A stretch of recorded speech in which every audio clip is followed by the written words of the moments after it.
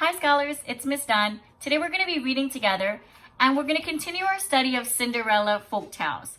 Remembering that a folktale is a type of fiction story, and this story has been told over and over again by many people, and sometimes these folktales are written down, just like the one we're going to be reading today, where the author wrote their own version of that story.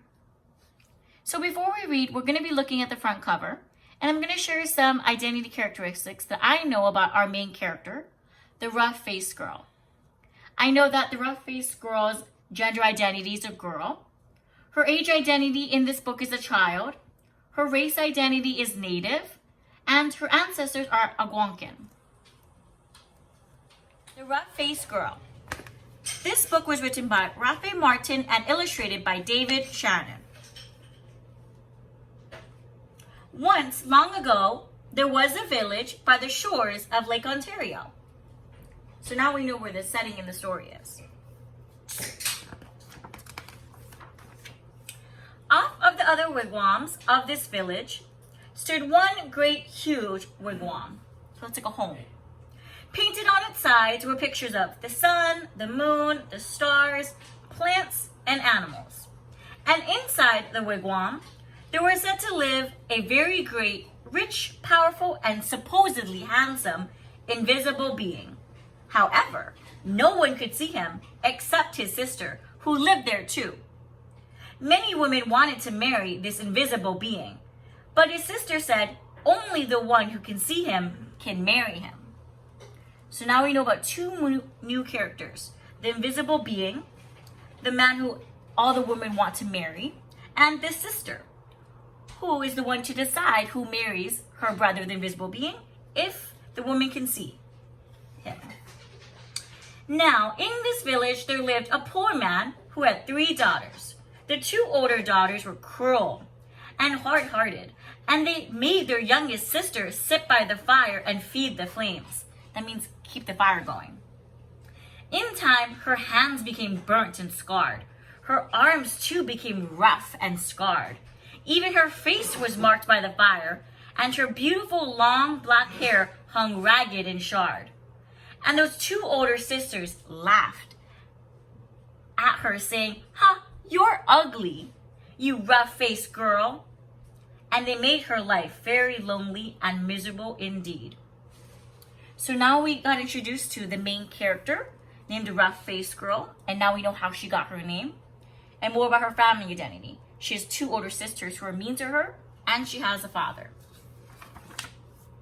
One day, these 2 older sisters went to their father and said, "Father, give us some necklaces.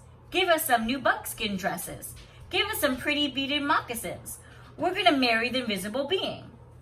So it sounds like the 2 older daughters, or older sisters, wanted to go marry the invisible being.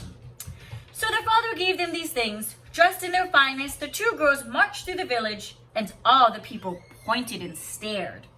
"Look at those beautiful girls," they said. "Surely they shall marry the invisible being." And if those 2 girls were proud and hard-hearted before, they were even prouder now. And I can tell by the way that they are walking, with their head up high and their shoulders back. They walked hotly through the village, and at last they came to the wigwam of the invisible being. And there was his sister waiting. "Why have you come here?" she asked. "We want to marry the invisible being," they answered, "and that's why we're here."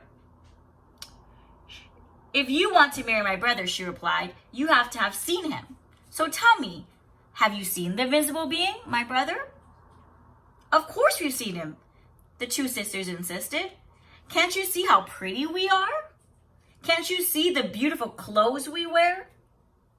"Oh yes, anyone can tell that we've truly seen the invisible being," said the 2 sisters. "All right," she said quietly. "If you think you've seen him, then tell me, what's his bow made out of?" And suddenly, her voice was swift as lightning and strong as thunder. His bow?" they stammered in surprise. "His, bow? We know." But turning desperately to one another, they whispered, "What shall we say? Let's say it's an oak tree. So they said, "It's the great oak tree." "No," said the sister of the invisible being. "No." Oh, she saw at once how the two sisters lied. "Tell me," she continued, "if you think you've seen my brother, the invisible being, then what's the runner of his sled made of?"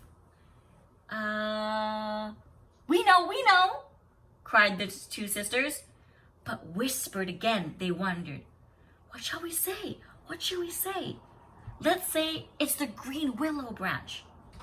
"No," said the sister when she heard. "No, you have not seen my brother. Now go home." "Just test us fairly," the two sisters exclaimed.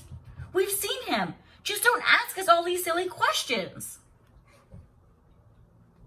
It sounds like the author is telling us that the two sisters, even though they didn't see the invisible being, were trying to convince the sister of the invisible being that they did. But they didn't answer their questions correctly. The next day, the rough-faced girl went to her father and said, "Father, may I please have some beads? May I please have a new buckskin dress and some pretty moccasins? I'm going to marry the invisible being, for wherever I look, I see his face." Oh, it sounds like the rough-faced girl is telling her father that she sees the invisible being. But her father sighed. "Daughter," he said, "I'm sorry. I have no beads left for you. I only have little broken shells.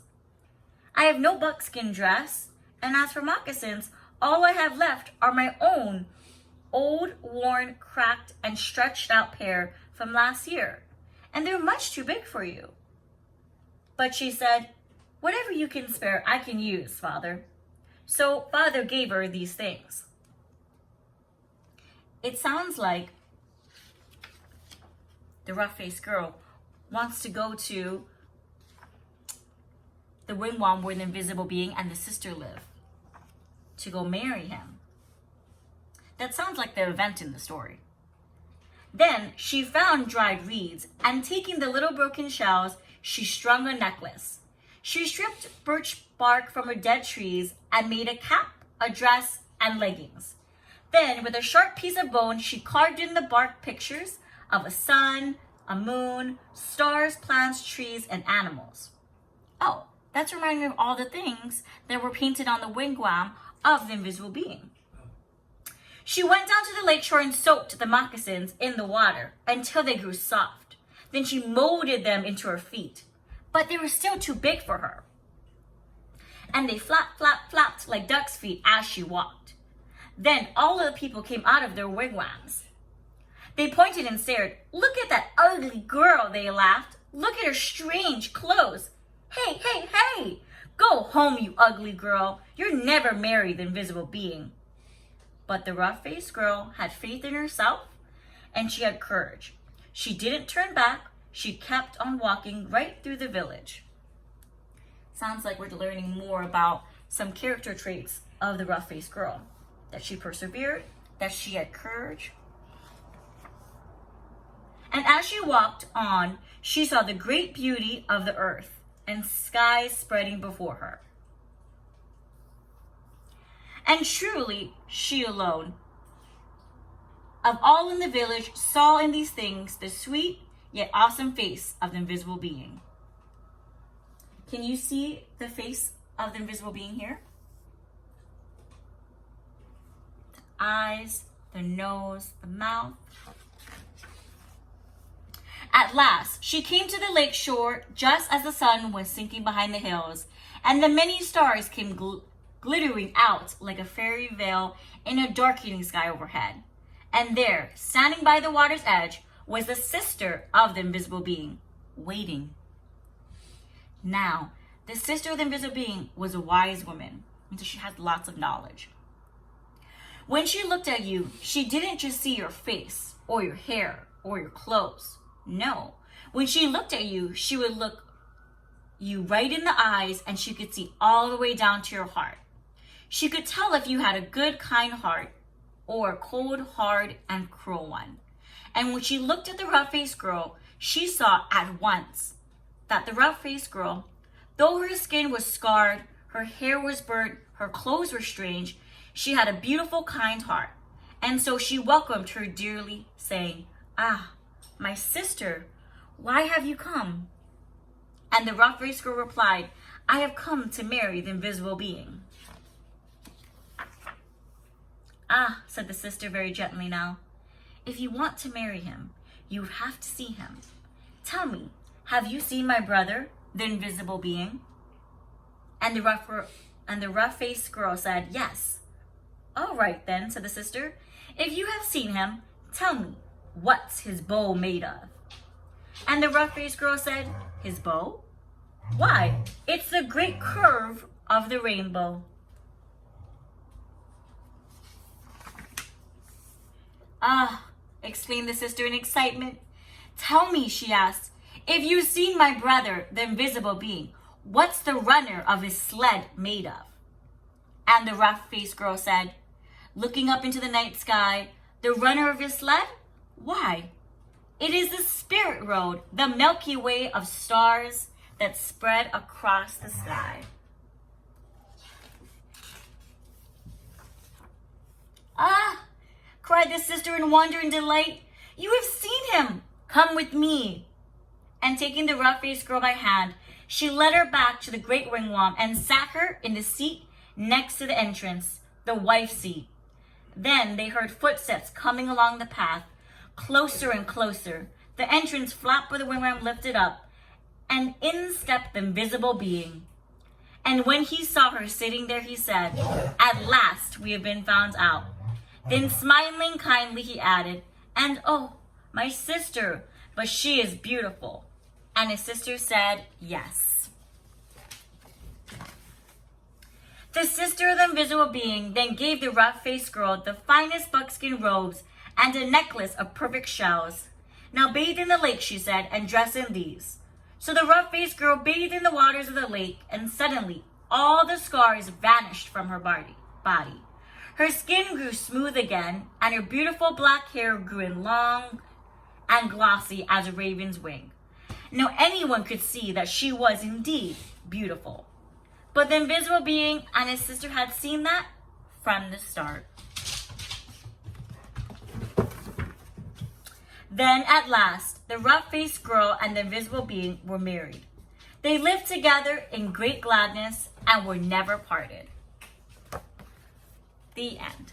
So your good reader question, scholars, is why do you think the rough-faced girl was able to see the invisible being?